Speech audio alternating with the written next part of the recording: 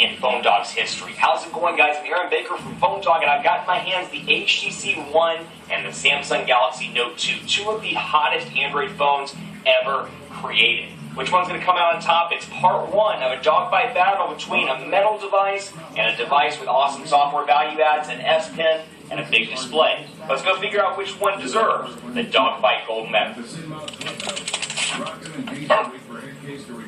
These dogfight battles in 2013 are getting harder and harder, and the reason why is because this year especially, it's all about you. It's all about how you personalize your device. It's all about what you want, because there's so many options available on the market. You want metal and a beautiful build quality? HTC One is going to be your device. You want the S Pen functionality and the ability to draw on everything and really have kind of a tablet and a smartphone all in one? The Note 2 is going to be your device, or perhaps the LG Optimus G Pro when it comes to the States. There's something to like in both of these devices, but you know where it really gets hard is in a dogfight battle. We've got to pick one and declare it the winner. So this might be the hardest dogfight battle I have ever done, my friends. It's the HTC One going up against the Samsung Galaxy Note 2, an incredible device that's done incredibly well in Phone Dog's official smartphone rankings. It's been first place on the People's Choice chart and then the Experts chart. It is certainly a well-liked device. Then you have the HTC One, and early buzz says a ton of great things about this device. The reviewers seem to love it. The people seem to love it. They're excited about that metal,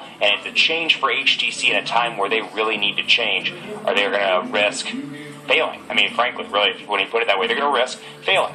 They've got a great option here as well when it comes to carriers in the States. They've already announced availability, upcoming availability with AT&T, Sprint, and T-Mobile. Over here, you've got existing availability on AT&T, Sprint, T-Mobile, and Verizon. So you get that all-important Verizon over on the Note 2 mix. But let's get into that in just a minute. We'll talk about specs. But before I dive too far into specs, going to give some love to our buddies at Best Buy Mobile, because they give us devices like this for use in our one-paw bandit game, which we turn around and give to you for free at instantwin.phonedog.com. When you go into Best Buy Mobile to get either of these devices, they're going to help you make an unbiased choice, just like we do over here at the Dogfights and at phonedog.com. At Best Buy Mobile, they're unbiased. They'll help you choose what works best for you, your family, and your mobile lifestyle. Let's take a look. HTC One. I carried the 1X for 30 days, so I'm probably still going to call it the 1X a couple of times. But beautiful device here. The build quality is incredible. I've talked about this. I'm currently carrying this as a 30-day challenge device, and I'm really loving the build quality. I mean, this thing just feels incredible in the hand. You know, I found that a lot of Android people, they really want that iPhone look and feel, but they want a powerful Android phone because they don't care for iOS. They want Android 4.1. 4.2, whatever the case may be, the latest version of Android. They want something that's powerful, and they want something that's metal. And, you know, the question's always been, why can't I get an Android device that looks like the iPhone? Well, if that's you or that's ever been you, this is your device right here. Not only is it beautiful, it's metal, it's got glass in the front, it's gorgeous, and it packs a 1.7 gigahertz quad-core Snapdragon 600 CPU, a 4.7-inch 1080p HD display, so a little bit on the smaller side, comparatively speaking, with the display, but it's the 1080p HD display. It's got a 4 ultra-pixel camera, which we'll talk about a little bit more later in this part of the dogfight and in part 2, because don't let it fool you, it's not 4 megapixels, it's 4 ultra pixels, and it's an incredible camera all around. So don't let yourself think that because this is 4 ultra pixels and this is 8 megapixels, this is better, or something on the market maybe with even 12 megapixels is better. We'll talk about it more a little bit later in the review. But beautiful build quality here. Android 4.1 with the newest version of Sense, HTC Sense version 5, a new font. It's got, of course, in the US, this is the international version, so it's got HSPA Plus capabilities, but the LTE version will be coming very soon to AT&T, Sprint, and actually T-Mobile as well. So Android 4.1, a beautiful device all around. Speakers on the front, it's HTC Boom Sound. They moved the speakers to the front. I'll tell you, this thing is incredibly loud all around. So really a beautiful device with a 2,300 milliamp hour non-removable battery. Then you got this device. I've been carrying this device as my personal device. When I'm not running challenges, this is my go-to device. It has been for 4 months or so. And before that, I was carrying the Galaxy S3. So I really think there's a lot to offer with TouchWiz, but particularly so with the Samsung Galaxy Note 2. This thing, specs-wise, 1.6 gigahertz quad-core Exynos processor. It's got a 5.5-inch Super AMOLED HD display. It's not full HD, though. It's only 720p. 8-megapixel camera on the back with 1080p HD recording. It's got a 3,100 milliamp hour battery. It's got Android 4.1 with TouchWiz, and it's got 4G LTE connectivity. This is a branded version. This is the Verizon version. This is an unlocked international HTC One. So you can already see some patterns emerge here depending on your personal use case. And I can already say, you know what, if you're this person or this person, just go ahead and turn the dogfight off. If you're a road warrior, you need the battery life, that's all that matters to you, it's going to be the Note 2 because the 3,100 milliamp hour battery, that's almost anything I've ever tested on the market. The Droid Razr Max HD, the Droid Razr Max before the HD version, and this are the three best devices I've ever tested from a battery perspective. This thing lasts for me with heavy use. I can make it about a day and a half with this device, and it's the first cell phone I've had in a long time where I don't have to worry about charging. So obviously, back to what I was saying at the beginning, it's all about what you need in a device. Battery life, it's going to be this one. Build quality, it's going to be that one. If you're still undecided after that, let's move forward in the dogfight and see what comes in out of the box. So you can see HTC Sense 5 is dramatically different, at least in my opinion, dramatically different from previous builds of HTC Sense. HTC has really worked hard to simplify the Android experience based on some research that they've found, that people don't use a whole lot of widgets. People don't use a whole lot of home screens. We're in the minority, friends. If you use more than about 3 home screens, you're in the minority, as am I. Actually, I only use about 2 home screens myself. On a regular basis. So you can have up to 5, and what you're seeing right here, if you haven't watched the reviews, is HTC Blink Feed. It's one of their new things that comes with HTC Sense version 5. It's kind of like Flipboard, but it's an HTC custom solution. So when you pull this out of the box, this is what you're going to see. Blink Feed, which is kind of an aggregate software where you can go in, you can see your Facebook, your Twitter, your news, all at a glance when you're getting on the train or getting in the cab or whatever the case may be, boarding the plane. You can quickly see your Facebook updates without having to go into the individual applications. And then when you want to, you can click on Associated Press, for example, and it'll bring it right up. So you can change around and customize this feed as you see fit. You can add, of course, your Facebook and Twitter. I can go to topics and services and add a bunch of different options: lifestyle, music, sports, technology, games. And I can go through categories and add categories as well. You can see I have business and politics, 2 of my favorite things when I'm not on camera. I have those added to my Blink feed.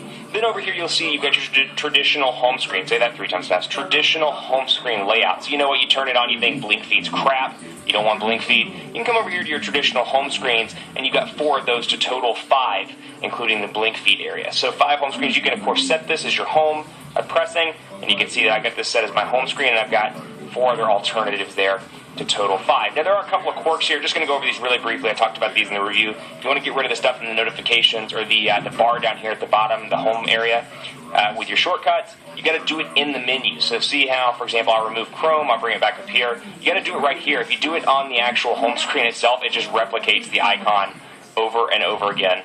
And it took me the longest time to figure that out. So there are some quirks where I'm like, it's supposed to be easy, but it actually seems a little bit harder for the consumer. But you can see HTC Sense 5 running atop Android 4.1. A new notifications bar, just in general, a new font as well. It's called Roboto, but this thing is fast, incredibly fast all around. The Snapdragon 600 CPU, much like the S4, incredibly impressed with the performance of the processor. I've always liked Exynos as well, and this one does an incredible job all around quad-core, and the display isn't as vibrant because it is a 720p HD display, but you do get the Verizon stuff out of the box right here. You get, of course, Google Plus integration, but then you get Audible, Amazon Kindle, Amazon, you get my mobile hotspot, NFL Mobile, my Verizon Mobile, and then you get Visual Voicemail, VZ Navigator, both of which are additional fees to use Viewdini as well, and unfortunately none of that can be uninstalled. But this thing is incredibly fast also, and you're going to see in Quadrant Standard which one comes out on top, so I don't want to spoil the fun for part 2, but what I'm saying here, they're both incredibly fast. So this, quad-core Exynos, 1.6 gigahertz, quad-core Snapdragon 600,